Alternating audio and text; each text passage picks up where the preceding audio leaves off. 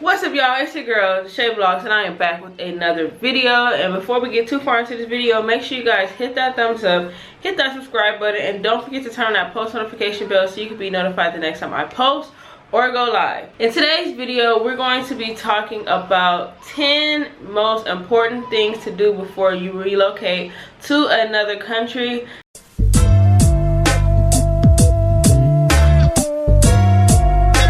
Now, I'm going to be breaking it down. I'm going to be giving you the top 10 things that I think you need to do before relocating. And this is basically going to be a checklist so you guys can get a gist of what you need to do before moving abroad. So if you haven't already, go ahead and check out my ebook. It is going to be the first link in the description below. It is called Abroad to Africa. No, that does not mean that you need to move to Africa only. It is for every country. But since I am currently in Africa right now, I decided to name it Abroad to Africa because that's where I'm at, you know? Go ahead and check out that book. It's going to be $5.99. The link is in the description. It's a limited time only price. So go ahead and get that before the price goes up. I am going to raise the price next month. I haven't decided the date yet, but once I decide the date, you guys will be the first to know. Of course, I'm working on another product to put on my website. So that should be exciting. I'm going to have some free stuff for you guys and some other products that you guys will be able to purchase and support. So stay tuned. So a little backstory for those who don't know me, who are new to my channel, welcome. Make sure you guys hit that subscribe button, and for the people who are returning, you basically already know my story. I am currently 26. I currently live in Egypt, but this is not the first country that I've lived in. I lived in Panama for about 1.5 years when I was younger, and then I lived in Tanzania for about 8 months, I believe. I think it was 8 months.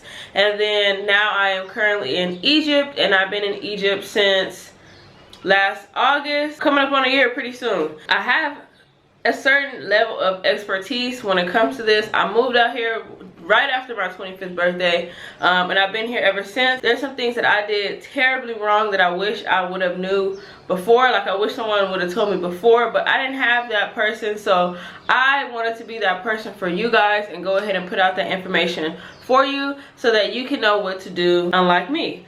So I made those mistakes so that you don't have to, and that your moving process can be a lot easier. And my goal is to help 100 families move to Africa successfully. So number one, downsizing. Now, I know people are probably like, downsize? What do you mean downsizing?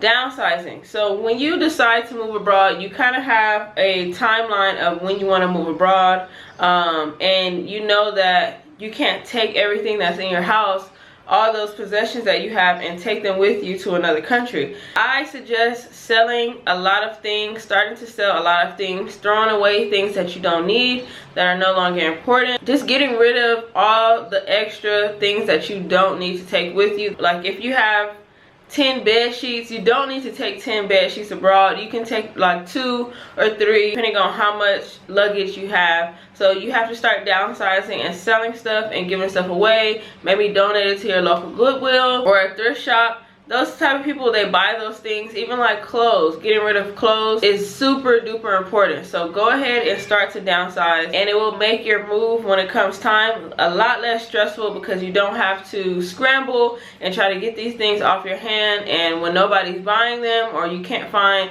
donation centers in time, you feel like, you know, super overwhelmed, because you just have to basically just throw it out. And you know, who couldn't use a t-shirt or pants or sweaters and things like that? Anybody can use that. So go ahead and donate it to your local shelter. Go to the doctor.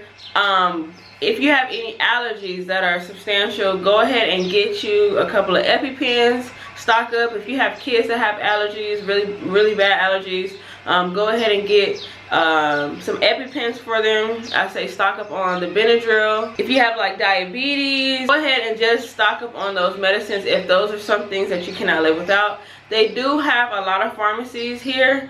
Like literally, pharmacies are like liquor stores. They're on every corner. You can find a pharmacy.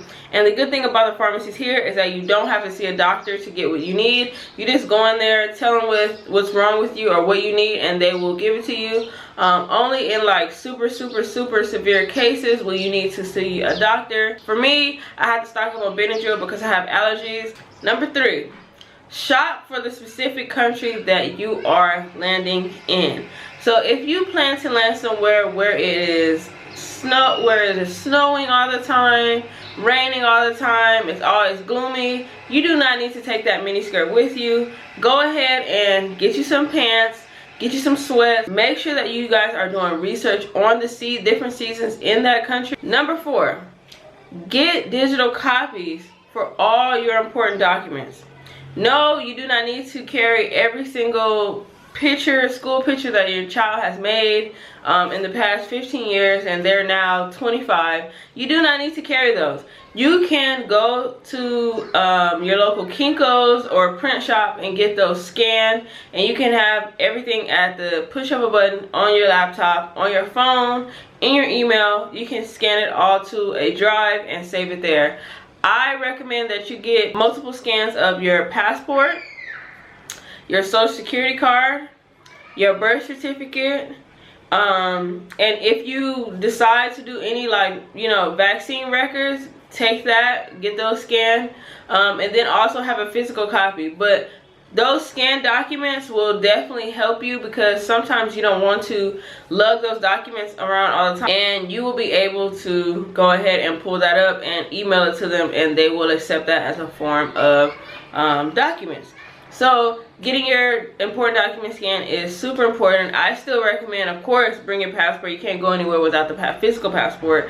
Take your physical social, get your birth certificate or your birth records, and definitely keep those at home, locked away safely. I wouldn't say travel with those every single day, but definitely have those locked away safe in a secure location so that you know that you have them on hand just in case, but you also have important copies just in case you misplace it or it gets damaged or anything like that. Number 5, know where the U.S. Embassy is in the country you decide to move to. You never know when you're going to need it. I actually want to go there to ask them some questions. I may be able to call, I'm not sure yet, but I want to ask them some questions about getting things shipped in. What company should I use? What's the process? Where should I pick it up? All those good stuff. But you never know what you will need. You may lose your passport and need to go to the U.S. Embassy to get that replaced. You need to know where it's at. You never know when you will have a question to ask them, or you may need something from them like an important document, or just help. You need some help and you don't know what to do. I suggest that everyone know where the U.S. Embassy is in their country. I personally have not thus far had to use it, but I have known where each one is in each country that I have landed in, and it is very important for you because you may not be like me where you don't have to ask them something or you don't need something from them. So I suggest you know where it is at all times because it is very, very, very, very, very important. Number 6, have some cash on you when you land at the airport. I only say this because having cash when you land at the airport makes your life a whole lot easier. You won't have to find an ATM. You won't have to worry about how much is this, how much is that. You will literally be able to go to a foreign exchange counter and hand them whatever money that you want to exchange, and they will be able to exchange it for you. I suggest that you have enough cash to cover 2 meals and a ride from the airport to your hotel or your Airbnb. This takes me into number 7. Get an international debit card. Okay, that is super, super, super duper important. I will do another video of what international cards that I use and any international things that I think you guys may need, like apps and bank accounts and debit cards and things like that. So stay tuned for that video. But get an international debit card. The number 1 debit card that is international that I personally recommend, that I personally have, is going to be Charles Schwab. That card is amazing. Okay, I have never had to call the bank. It is an international ATM card, number 1. Second of all, I've never had a problem with my money. I've never had a problem where I needed to call the bank and say, hey, I'm going out of the country. Can you guys make sure that, you know, my card doesn't freeze up or anything like that? You don't have to contact them at all. You just swipe your card, whether you want to be in Italy today and Greece tomorrow, or, you know, Egypt today and Panama tomorrow. They do not care. Swipe that card. You are good as gold. You do not have to call them to alert them that you are in another country. And that is something that I really like, because I never know where I'm going to go. And I don't want to have to worry about going to the store and trying to swipe my card and they're telling me it's declined. And I get home and realize, hey, the card is locked because they didn't know I was in this country. Or, you know, something like that. They thought it was fraud because I was in a different country and I didn't tell them. I've never had to worry about that, so I definitely recommend you get an international debit card and bring backups. Bring more than one bank card, and I will discuss that in another video of what other banks that I actually like as well that have never given me problems here on the continent. Number 8, get your phone unlocked. Now, I know a lot of people are like, what do you mean, like I can just unlock it with the screen? No, I'm not saying that. An unlocked phone is when you basically pay off the remaining balance of any phone that you have purchased. So say you just bought the brand new iPhone and you owe $300 on that.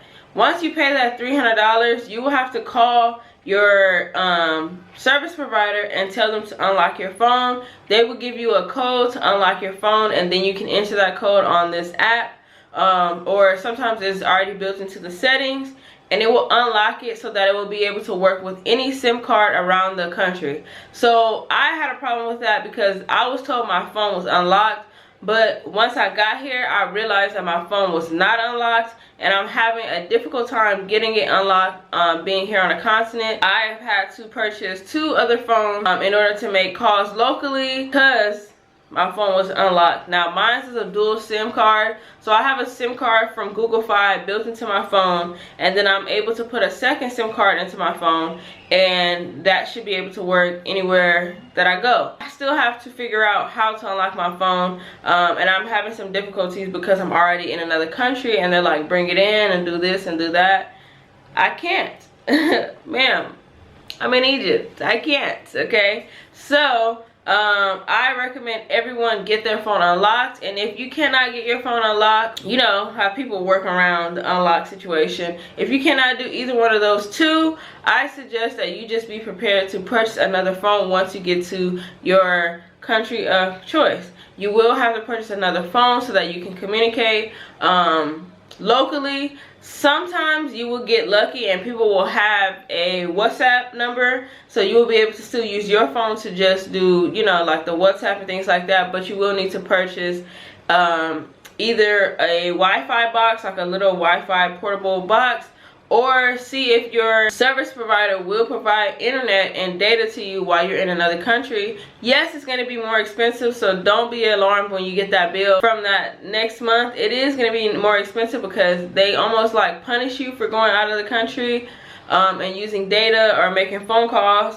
But it is super duper duper duper important for you to get your phone unlocked or be prepared to purchase another phone once you get to your country of choice. Number 9, I recommend that you know the requirements and join any expat groups that you can. Knowing the requirements, what I mean is, what do they require for you to enter the country? What do they require you from exiting the country? And it changes all the time.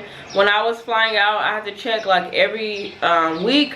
And every week there was something different. Every week they added something. Know the requirements of what you need to get into that country. Knowing the visa requirements is also huge. Knowing if you can get a visa on arrival or if you will have to apply for a visa before you even land in the country. Knowing if you will need to apply online and get approved before you can even fly to the country. Things like that. Knowing which documents you're going to need on hand in order to get the visa if you can't get it on arrival. So things like that is really, really, really important to your journey being smooth sailing and you not having to be turned around at the airport just to say, you cannot enter with a visa on arrival. You have to go back to your country. Also, I recommend joining expat groups. You can find these on like Facebook. And if you know any YouTubers that you've been watching, don't be afraid to contact them and say, hey, do you guys have an expat group that I can join? I'm interested in moving to this country or the same country you're in, and I want some help navigating, and I want to know if you guys have any expat groups that you are willing to add me to or recommend me to, so that I can get some of that insider knowledge. They usually will help you. So that brings me to number 10. Downloading all the apps that you think that are necessary for the country that you are moving to. Now, every country is going to be different, so I can only speak on what I've had to use thus far and what has been helpful to me thus far. And I'll do a separate video as well. This will be in the ATM video that I mentioned earlier. I will do a separate video about all the cards and all the apps that you would need. But some of the apps that I've needed thus far that are super important, like top on the list, was WhatsApp. WhatsApp was super important with communicating with people. Like I said, a lot of the people and businesses there will have WhatsApp numbers, so you can go ahead and get a WhatsApp number from an employee, or maybe the business has a WhatsApp number, so you'll be able to contact people through there and call them and, you know, make orders, get delivery, all that kind of stuff. You'll be able to do that through WhatsApp, and WhatsApp is cool because you can send your location, so it's super easy when you want to get delivery. Just go ahead and order through there and you'll be fine. Another one that I've gotten that has been helpful is Signal. Some people I've noticed use Telegram. I personally don't use Telegram, but a lot of people that I do know love Telegram and they swear by it. Signal and Telegram is another communication app like WhatsApp, but it's a bit more secure. And you can go ahead and download those and use those apps. Another one that is definitely top on the list is a converter. Whether it be a converter for money, which I definitely use. I use two different converters right now, but one only works with data or Wi-Fi and one works without. So I can use either or depending on where I'm at. So that is going to be all for this video. I appreciate each and every one of you for staying to the end. If you haven't already, go ahead and join the family by hitting that subscribe button, turn on that post notification bell, and be sure to give this video a thumbs up. Thank you guys for watching. Stay tuned for the next video. Peace.